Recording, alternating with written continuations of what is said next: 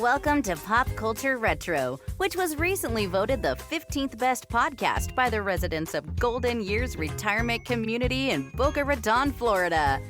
Each show will revisit some of your favorite pop culture memories with insider and outsider perspectives. Now, please help me welcome your hosts, Moosie Drier and Jonathan Rosen.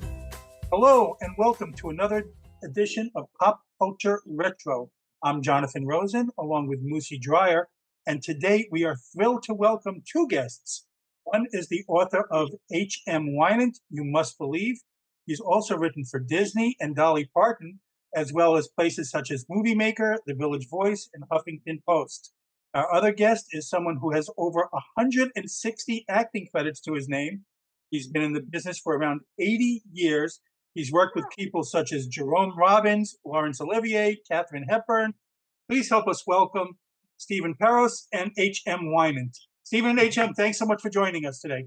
It's my pleasure. Well, we have a lot to cover. Steve, I'm going to start with you. You wrote that you've known each other for 30 years. How did you two meet? Well, we could tell this story together. We met when I couldn't find an actor to play a role in a play that I had written that I was directing. It was an actor who had to play himself in his late 60s and then in flashback play himself in his 20s in romantic scenes. And all the actors I'd find in LA who would do Equity Waiver all looked like, your uncle, or your grandfather. And they were fine in the older or middling in the older part, but they certainly weren't convincing, and it was uncomfortable to watch them in the younger part. And so I was really stuck. I was thinking, do I cast someone 40 and then make them look older? Well, then someone who owned the theater and was also a theater teacher, Arthur Mendoza, who knew H.M.'s wife, Paula, said, I know an actor who's perfect for this, H.M. Wynant. And I said, H.M. Wynant, you know H.M. Wynant? And so H.M. and I met. And he, I think you told me you tried everything to convince yourself not to do it. Well, it's such a great book, fascinating. I was like immediately I was immersed.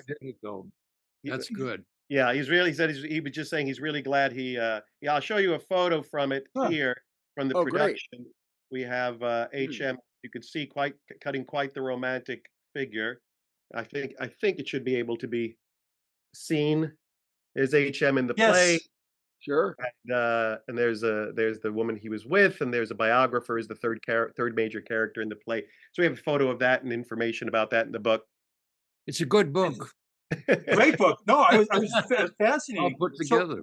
So, what prompted you to do the book? I mean, what prompted you to do the memoir about it?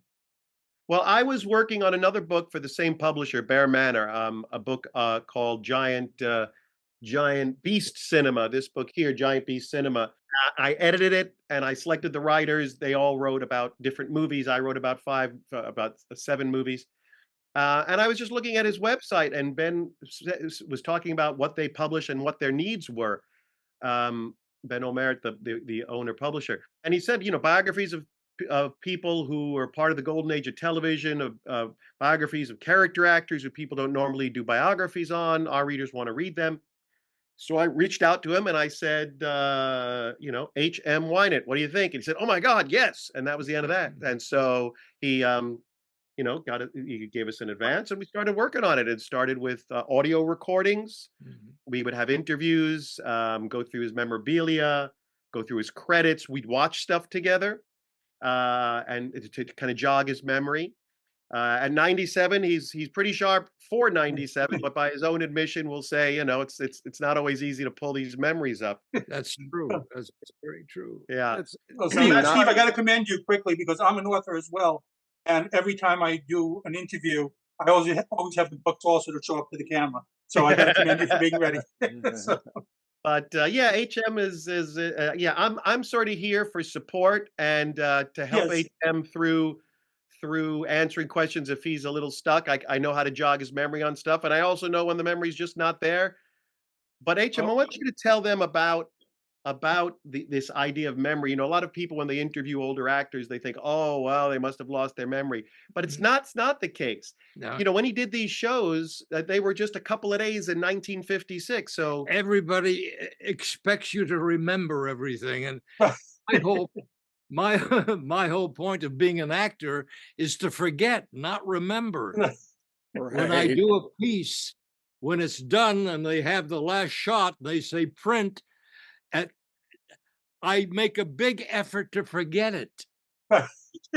Literally make an effort Yes. because I'm on to the next thing. I don't carry that with me. I never do. I always erase it. Mhm. And if you a week later, if you asked me what it was, I couldn't tell you. Wow. so it's not It's the way I work. yeah, it's Yeah. like we say in the book, it's like you try to remember one work day from 2 years ago. Now try to remember one work day from 50 years ago, 60 years Well, ago. we have a lot of questions back for 50 and 60 years, so be prepared. But he's got stories. We have them in the book, and we'll talk about them here. Right. So go ahead, shoot. Right. Well, listen, first of all, the idea of instantly having amnesia on purpose is such a smart approach in so many ways, and in so many professions too. Because why hang on to, just let it go and open your mind up for the future. So that's a great approach for such a young actor starting out like yourself. Okay. So, Stephen, you sort of answered the first thing I wanted to ask, which was more about the research for the book, because I read you did a lot of research for the book. Apart from interviews, is there what else did you do to delve into writing this? Well, the big thing for me was to really watch his stuff and calendar it out. And that was the most fascinating thing, particularly when you get to the live shows. You literally see just how close together these things and how they were in conjunction with the opening of a show that he was in. I was running. So to me, the biggest thing was figuring out I know the calendar of HM's life far better than he does.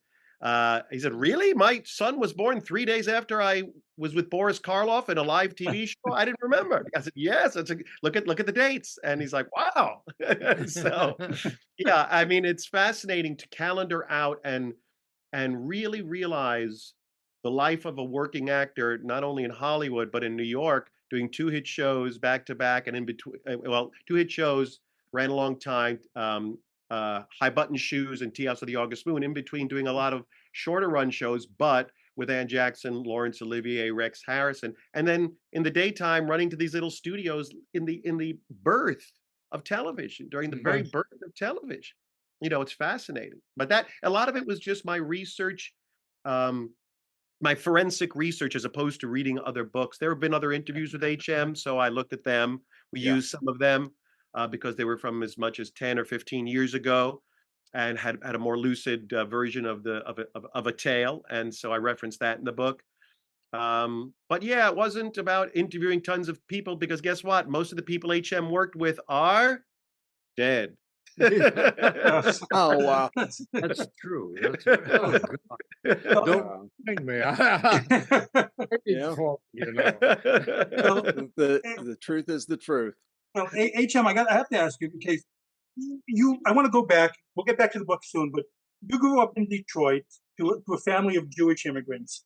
So I'm curious, were they encouraging of you pursuing a life in the arts, or it was thought you should pursue something else? I have to say, because I know, I'm from a Jewish family, and my mother, I was a theater major at one point, and she always, that's not a career for a Jewish kid. So I was curious how it was with you. So yeah, how was it with your family, your Jewish family? Were they encouraging of the arts, discouraging? They kind of ignored it. They didn't accept it, really. It's just not part of their upbringing or their lives. And I was a total disconnect. Well, the acting, going to New York to dance and act was, but your family was musical. Oh yeah, Yeah. they were very musical. Mhm. Absolutely. In fact, I even played. My brother was with the Chicago Symphony, wound up Oh, with wow. the New York Philharmonic. He was a fiddle player. My father was a fiddle player. He played all the ethnic music. Mhm. and he had they were a trio my father led, and they would many years ago they would go from pub to pub in the Jewish neighborhood, and they would play and pass the hat. That was years and years ago. I was just a little kid, He's the youngest. but Yeah. I remember when they would come home late at night and empty the hat onto the table, all these coins. Wow.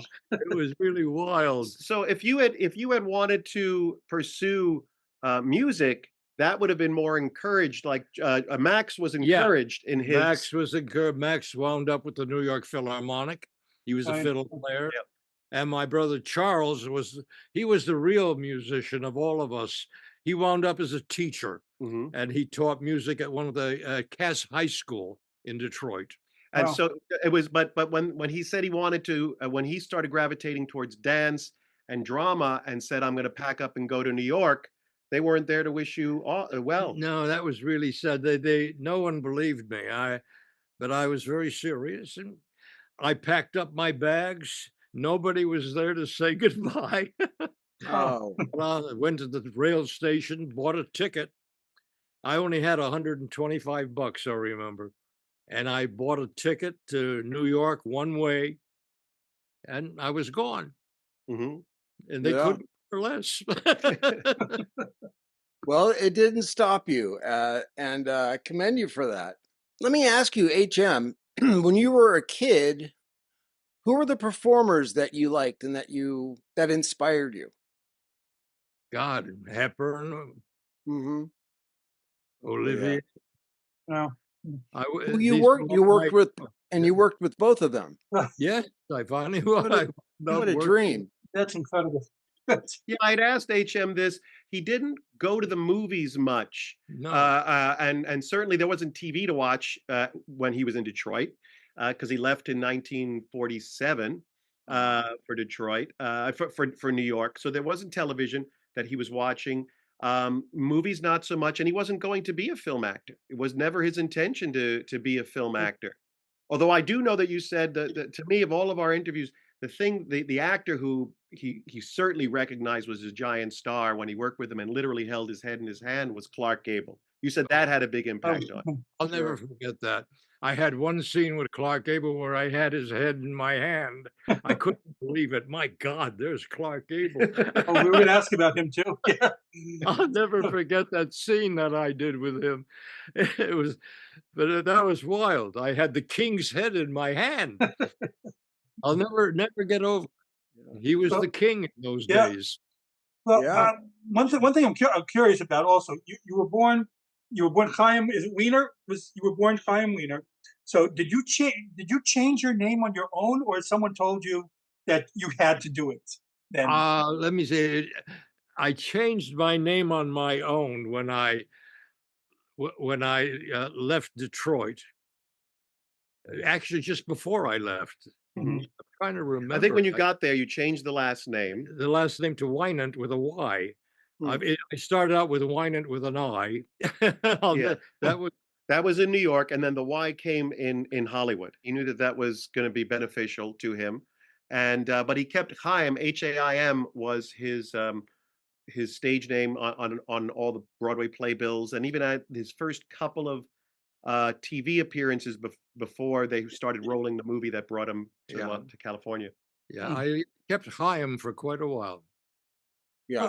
reading the book, it was amazing to me the names in there. You've already mentioned some of them, but one of your first friends in New York was Jack Lemmon. Before you both really started working, how did that friendship come about? And what was he like? Well, we used to meet at the Walgreen drugstore in the middle of Manhattan. All the actors, we'd always show up there, and that's where we'd always meet there for coffee, what have you. And read the magazines free. We read everything for free. Oh, yeah, we pick up everything, read them, then put them back. Never paid for anything. Yeah. Sure. Became an actor's sort of hangout. Oh yeah, there was a famous drugstore at What the was it base called? at the base of 30 Rock, and that's Oh, that 30 Rockefeller Plaza.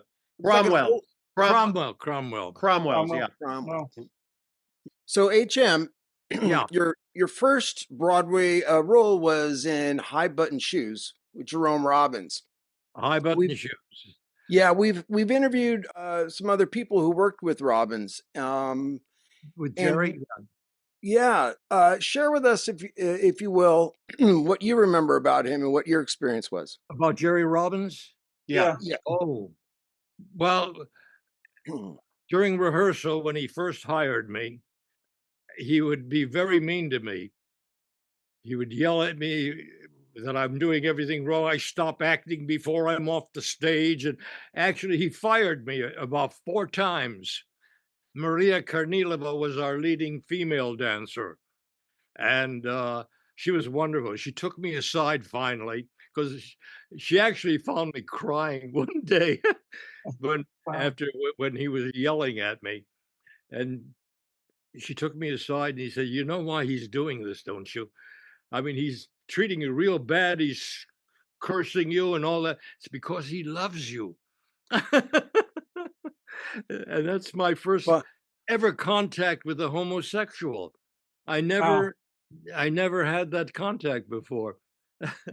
So but anyway, that was the reason that according to Maria Kornilova, that he was treating me badly because he cared for me.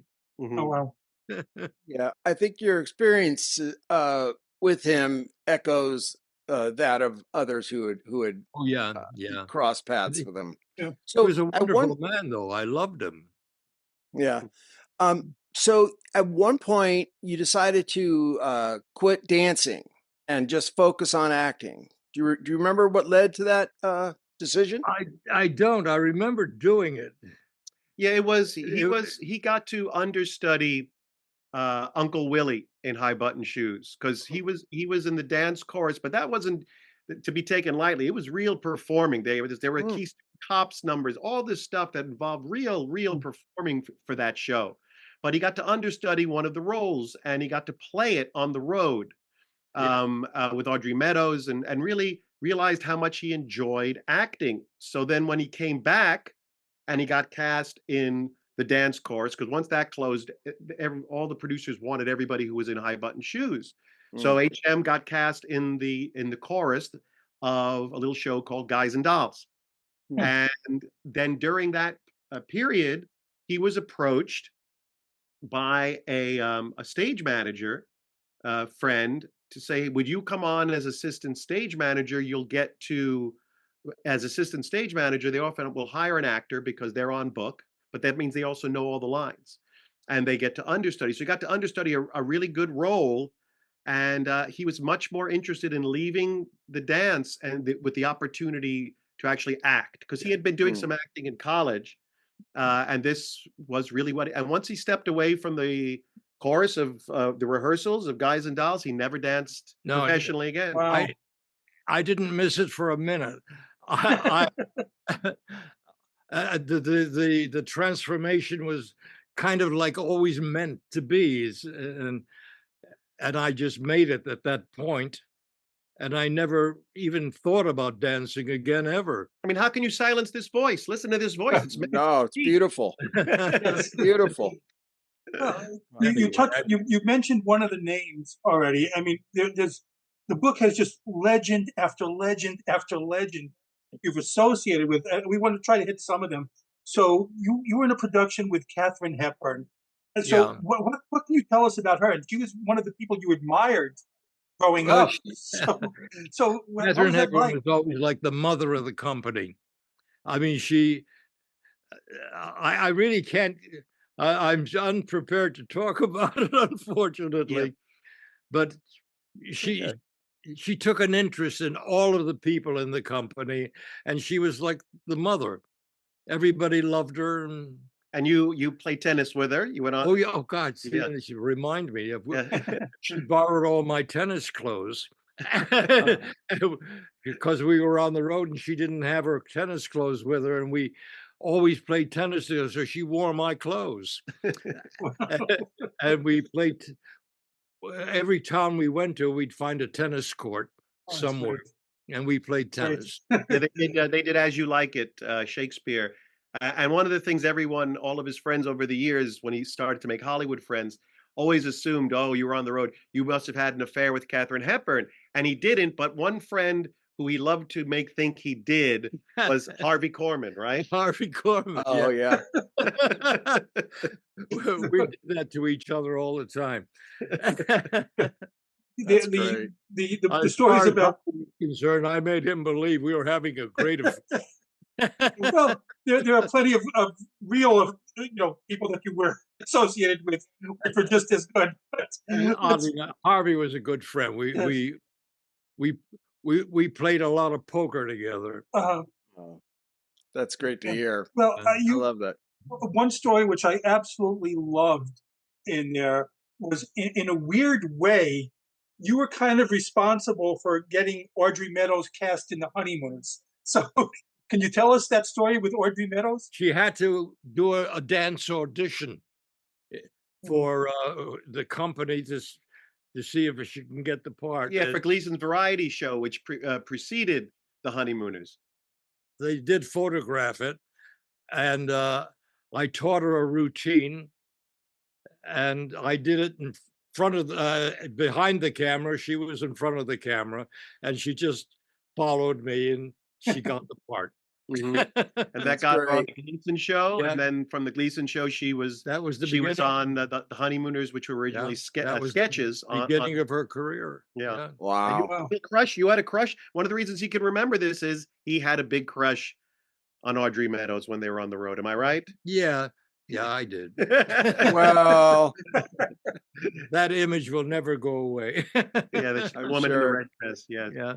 okay, well, so that leads me to I want to ask you this. Now that we're talking about The Honeymooners, so you did so much work on Broadway and on stage. When did you make what how did you make the jump to television? Do you remember how that went? That went little piece by piece by piece. It just happened. I mean, it went from they got to know me in that area, and I started getting calls. And Yeah, TV was just being born. So yeah, there it was was very new. the actors in New York, unlike we are today, people didn't define themselves as I'm a theater actor, I'm a TV actor. TV didn't exist, then it did. And so people making TV in New York said, where are we going to find actors? The only place they can find them in the I theater. was basically doing plays from one play to another, and I Mhm. was playing at the Martin Beck Theater. I don't even remember the name of the play. That was would have been either High Button Shoes or Tea House. High Button Shoes was it the Tea House of the August Moon? Tea House of the August Moon Mhm. at the Martin Beck, and that's when I basically got into a lot of television. They came to me to do this, do that, and I had the time and during the day to do it because I only worked at night doing Tea House of the August Moon. Did that change your career once you started doing TV? Did that change your career a little bit? Because on theater, it's prestigious, but now on TV, you're seen by so many more people. So did that, push your career forward a little bit? Not really. Mhm. I can't equate that. I don't know. Yeah, in fact, when the infamous agent manager Henry Wilson came and courted HM to come to Hollywood, it was off of being in Tea House of the August Moon, not Right. off of him having seen him Right. on a TV show. No, that's how it all began. That brought me to California. Henry Wilson. And for those who don't know, Henry Wilson was the agent who invented the beefcake craze. He gave Rock Hudson his name, Tab Hunter his name, Right. Guy Madison, all these people with Wow. these manly Yeah. names gave HM. Mhm. Yeah, Henry So- Wilson was a highly respected agent. Anyway, he decided to handle me, and he got me to go to New York, California. California, Mhm. Yeah. and that was the beginning of it all. Actually, when I went to California, it sort of cut him out because he stayed in New York. Mhm. Wow. One of your earliest TV roles was an updated version of The Taming of the Shrew, Oh, right, right. with Charlton Heston. He was just a wonderful guy. We all got together. Yeah. He was wonderful to work with. He never behaved like a star, This That's dressing great room to door hear. was always open. Mhm. That's always the cue when you're working with someone who's the lead of a play. If they leave their dressing room door open, it's an invitation. Yeah, It means, okay, I'm part of the group. You can come and go as you will. Hmm. And that's that's yeah. nice. Yeah. Yeah, I found an interesting consistency when HM would talk about theater. That Phil Silvers on High Button Shoes, Mhm. very aloof, door closed. Yeah, when I'm here and you're there. I think John yeah, Forsythe, you said the same about on Tea House. yeah. Yeah. Yeah, when they close the door, that's it. They don't want to. No bothering me. If the door is open, it's an invitation. Right. Well, you were doing TV and Broadway a lot Yeah, at the same time. same time, right. Which did you have a I was preference? working day and night. Wow. Mhm. Did you prefer one to the other? No, No. no, it was all the same. Acting is acting. I don't care whether it's on stage or in front of a camera. It's all the same to me. Mhm. But in your heart, what's consistent though in the book is theater is your Theater is, of course, more consistent in a different way. Yeah. It's better, of course. In many The ways, it's more live. exciting. It's Mhm. like as you're doing it, it's going out, and Instant feedback. that's Yeah. always it's the performance is just more there. It's more up Mhm. front. I think that's why the New York theater, the New York television, there wasn't as much of a difference because nearly all of it, with the exception of maybe one or two New York shows he did, were live shows. So he'd Yeah, do a 90, he'd do an hour, a half hour, but it was live, very much like what he had just done on stage, as opposed to film acting, pieces, out of order, yeah. and so forth. Right. Well, so in 1955, I believe you worked with Boris Karloff. I think you did say Karloff was a gentleman, a Oh real British God, gentleman on set. he was wonderful to work with. His door was always open. Hmm. Eddie Foy's dressing room door was always closed. Those- so I you moved worked out with to him. California to do your film career, and you got in Run of the Arrow with Charles Bronson and Rod Steiger. So, Right. what were your experiences on that film? And I read in the book you had to That do a was a lot. wonderful movie to do. Let me tell you, it was great fun. Charlie and I had a wonderful time. We both played Indians, Right. and it was one hell of a time. I'll never, because there's Charlie Bronson and I, the two studs, more or less. We were we went to out of town tryouts in these little towns, and the two of us would walk around the town, and go to the public swimming. We were never more ignored in our lives. Yeah. Yeah, they were in St. George, Utah, and they went into town thinking, "Oh, we got it made. We're the guys in the movie, shirtless. Right. All the women are going to be all over us," and it was not the case. It was very funny. I mean, we were totally ignored. Funny. Well, you mentioned Clark Gable before, so you were He in was a wonderful guy. right with Run Silent, Run Deep. So Clark Gable, Burt Lancaster, Robert Wise directed, who also did West Side Story and Right. Sound of Music. Those So were the what people do I you worked what, with. yeah, Yeah. what do you remember about that film? Oh God. Well, they built a sub. They literally built a whole submarine Oh, on the stage. the, it literally had the interior of the submarine was built on the stage, and it was really miraculous. It was wonderful. It was built to scale, everything. So we were like in a real submarine when we were doing it. Uh, Yeah. it's amazing. And Burt Lancaster produced it, but I remember asking you, did he act like a producer on set? No, Yeah. no, he acted like one of the actors. Hmm.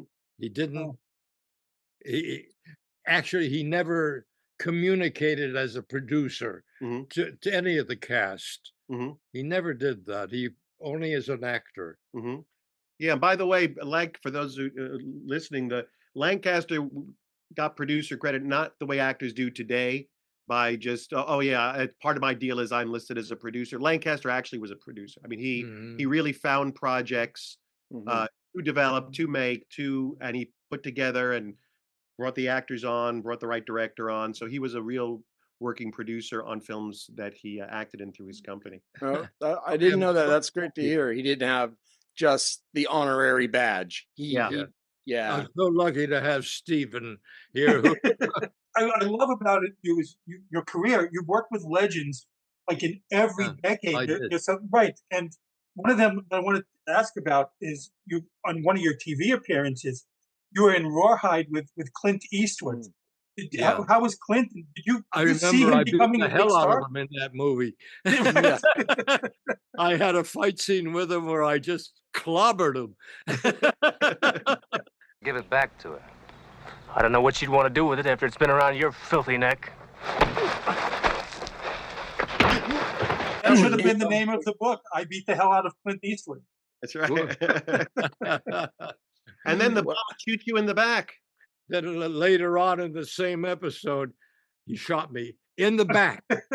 As I turned around and walked away, he shot me in the back.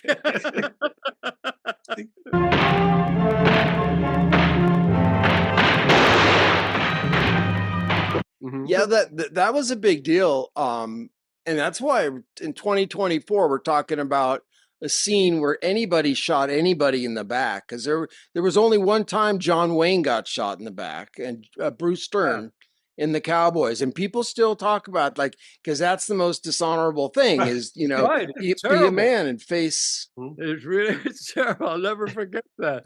It was staged that way. Yeah. Wow. I mean, he's down there. I hit him. I turned around, I walked away, he got a gun and shot me in the back. Well, he was getting even with HM for shooting Noah Beery in the back in Decision at Sundown, because he did a bad thing in that movie. Right. Yeah. I shot Noah Beery in the back, right. So, what about you had a Playhouse 90 credit with George C. Scott and Ricardo Montalban. Ricardo, George C. Scott, yeah. Target for Three. Mm-hmm. We were the three. Yep. Yeah. All I remember about Ricardo is we'd have lunch every day. In terms of the work, he was a wonderful actor, and we worked well together. What was he like as a man, Ricardo? What was he like off screen? We were friends. Yeah. I don't know. What are you like as a man? I'm going to guess that his door was open because he loved theater. There's a theater named after him. He owned a theater here in Hollywood. Really? I'm going to guess his door was open. Yeah. So HM, you had a lead role in, gosh, I'm so envious, in a Twilight Zone episode called The Howling Man. The Howling Man, yeah. The Howling Man, and I got to go watch that now. But I think everybody wanted to do a Twilight Zone when they were making the originals. Yeah. You were at a playground, weren't you, with your kids? And then where I got I remember. Yeah. I had there was a kiddie playground on Beverly Boulevard in Fairfax. Sure. And my kids, I would take they were little kids. I took them there and they went, I was standing watching my kid on the roller coaster. Next to me came the director. Doug Hayes. And his kid was on it. We said, hi, Doug, how are you? Good. Our kids, took our kids, went home. The next day I got a call. I had a huge role on his next film. I love how that works. I mean, while he was there, obviously it was on his mind. And we spent about an hour together with our children. That's awesome. Yeah, they'd never worked together, but they'd worked on a lot of the same shows. Yeah. By that point, HM at that point, he was here about 4 years already, racking up a lot of feature and TV credits. So they were trafficking in the same circles. I'm a huge fan. You worked with Elvis on It Happened at the World's Fair. So, but wait a minute, before we go to Elvis, yes. He did have a story about Twilight Zone, about how the first day of rehearsals was just John Carradine telling stories, and he told you the story about that screen test that they had him do. Oh, God, yeah. They had a Carradine they told him, so what we want you to do is walk out this door, lick your lips like you've just had a great meal, you're going to face life, and then walk off camera. And that's all they had him do.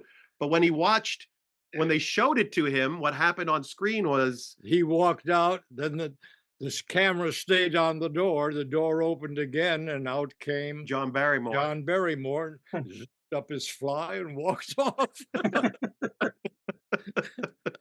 So it was the gag on Carradine. Right. So, do you have what are your memories of Elvis in It Happened at the World's Fair? We had a wonderful fight scene. It was fun. Very, very carefully choreographed. Took a whole day to shoot, and very little use of stuntmen on that scene. But the Rolex didn't. HM admired Elvis's Rolex. What did he do? Yeah, I'll never forget that. I admired his watch. He had a beautiful Rolex. He took it off and gave it to me. Oh my gosh! I had to eventually say thank you. Wow.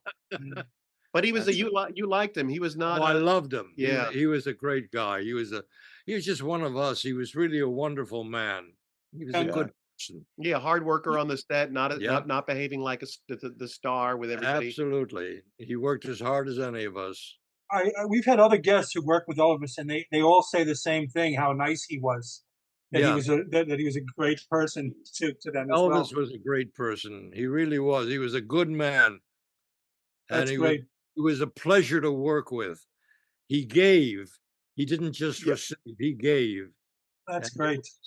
He used to give work with him. It made it that much better for everybody. Mm-hmm. Do want to ask about, you were in one of the most popular series in the 60s, Batman. How was that a lot of fun to be on that set? You were with your old pal Eli Wallach. Oh, Eli, yeah, of course. I love working with Eli and his wife Ann, Ann Jackson.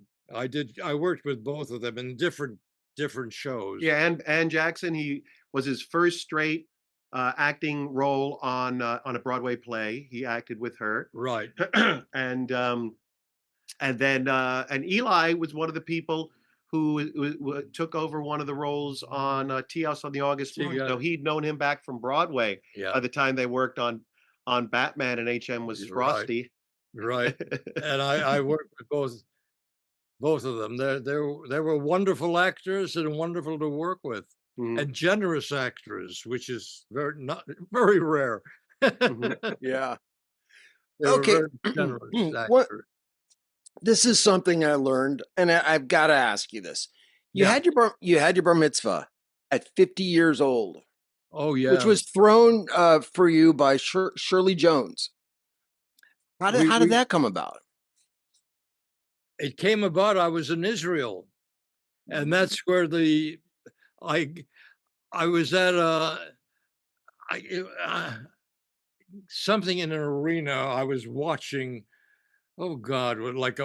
All I can think of is a bullfight, something like that. It was a huge stadium, and I was sitting next to a rabbi, and we got to talking, and he found out I wasn't bar mitzvahed, and he talked me into getting bar mitzvahed. And then when he came home, Shirley Jones threw a party. I got bar mitzvahed in wherever we were, Israel. Uh-huh. And when I came home, I got bar mitzvahed again in Shirley's house. We duplicated it. Shirley threw a huge bar mitzvah party for me, and it was really fun, and it was good. I was delighted to do it in both countries. I love that. Really very Jewish. That is great. Another movie that you were in, which love movie, was Conquest of the Planet of the Apes, with Ricardo Montalban and Roddy McDowall. So your career is like a who's who, and you've been on so many of the most revered shows from all time. So I'm looking at Get Smart, Rockford Files, Dallas, $6 Million Man. One of my favorites, The Hardy Boys. Your favorite acting experiences was when you went on the road in a Broadway first class tour a national tour of Sound of Music with Shirley Jones when Right. you played the Captain Von Right. Trapp. Oh, that was one of my favorite. Absolutely.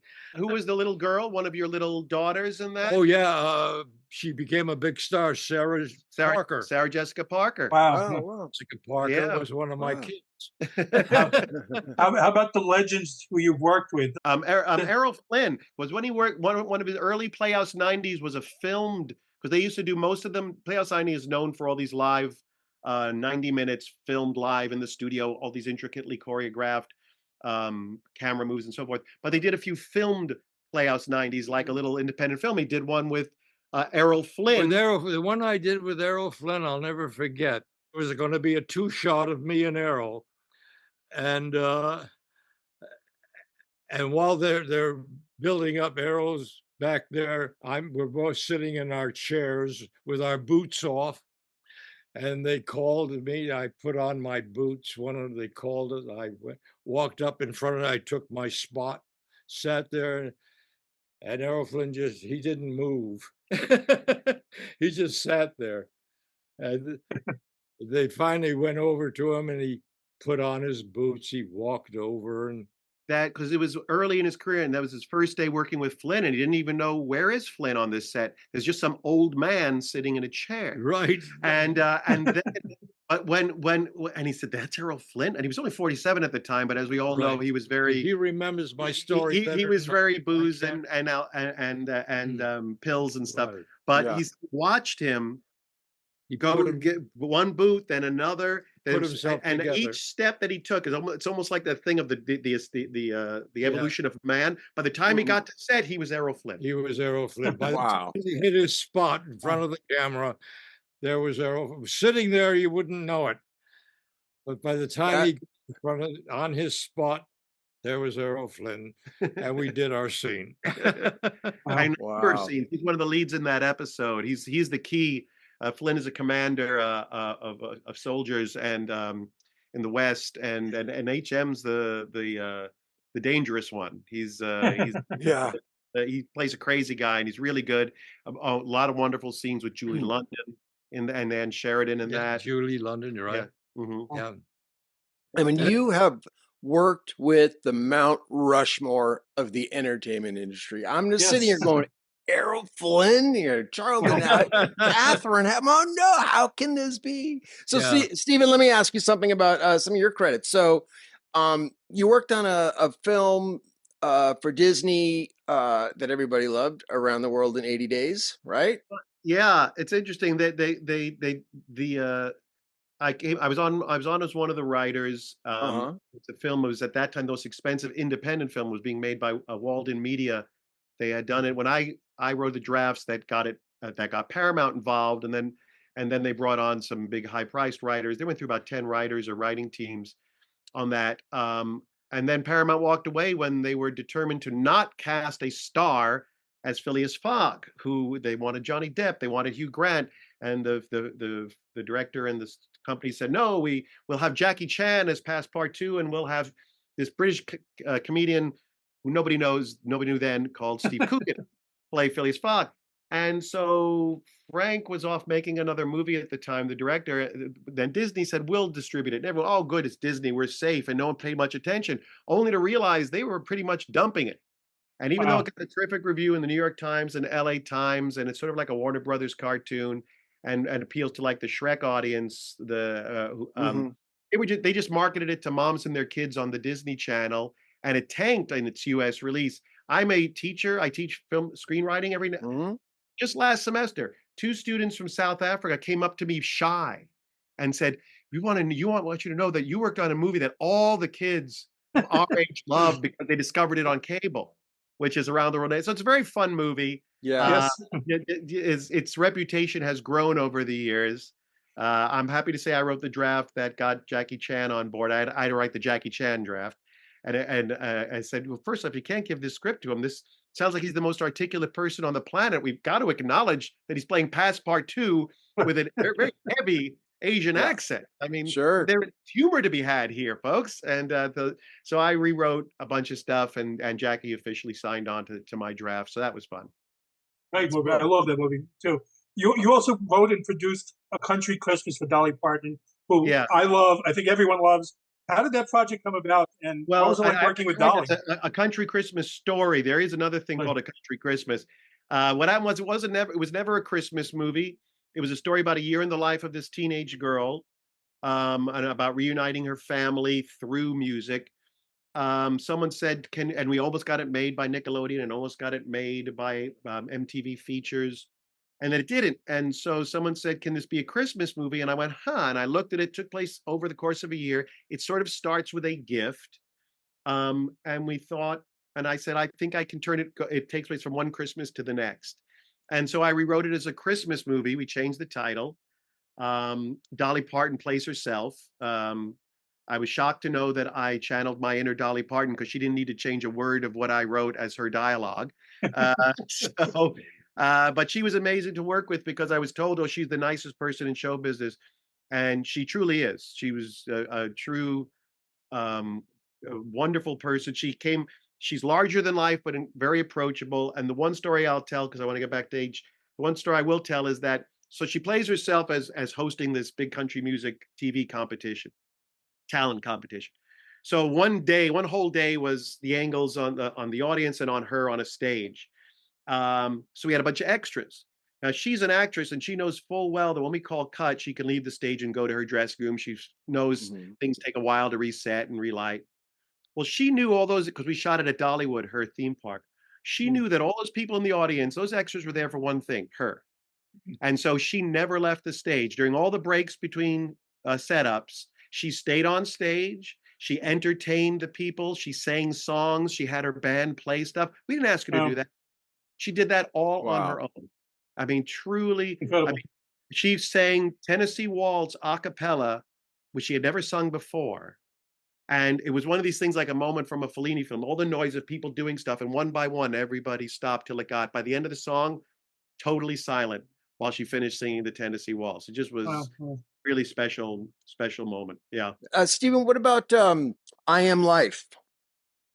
Oh, it's a film I'm working on with the 4-time Emmy winner documentary filmmaker, Simca Jacobovici, where it's based on a true story about a young boy, Chaim Grossbein, who was lost and survived in the forests of Eastern Europe, Belarus, during World War II, after his village was destroyed and after he was separated from the group that he was with that was trying to get to safety. He's still alive. He's in his late 80s now. He's a kid to HM. And so we're trying to get that made. So yeah, we're just we're trying to raise financing. The filmmakers, we have a producer who's David Cronenberg's producer, Canadian. So we're putting a little international package together to try to get the financing done on that. That's great. Break a leg. Yes. Thank you. Oh, I want to thank both of you so much for coming on. It's truly an honor to get to speak with you, HM, about your life career. It's an unbelievable career. Seriously. I find my memory is sort of slipping these days. That's why Steve was there. But I'm delighted that both of you are here and you're drawing it out of me and making me relive it. I really appreciate it very much. Thank you. Oh, you have no idea. You're so welcome. We appreciate it. I mean, we're so honored to have both of you, but you know, HM, I mean, it's just, you're a legend. You are a true legend. I have a feeling your dressing room door was always open too. Always. I do want to throw this out there. We're going to do a few more interviews and podcasts, but for those who are in Los Angeles, in mid-November, I think on November 23rd, we're going to be at the Hollywood Heritage Museum. They're going to host an event. It'll start to it's not advertised yet. It'll start to get advertised. We're going to have the book, do a book signing, probably screen something of HM's there. And for those who want the book, our book, which you have a beautiful graphic up of, there's HM fighting Elvis and in the Howling Man, and there's his portrait from the show below. Alan Rohde did a beautiful forward. It's available on Amazon in hardcover and softcover, as well as at Bear Manor Media's the publisher's website as well. So we're very proud of the book, and I like it in hardcover. Yeah. And we got about 6 photos in there, most of them never published before. So it's a lot of great pictures. It's really a great book. I It truly is. Truly is. Yes. well put together, really. He Well, knows the what book is H.M. Wynant, You Must Believe. And I read it. It's fantastic. And I definitely recommend everyone go get that. This has been Pop Culture Retro. I'm Jonathan Rosen with Moosie Drier. And again, a very special thanks to Stephen Peros and H.M. Wynant. And please like, comment, and subscribe. Thank you for tuning in to Pop Culture Retro, where no one was hurt during the making of this podcast. Listening to this podcast just makes you really cool.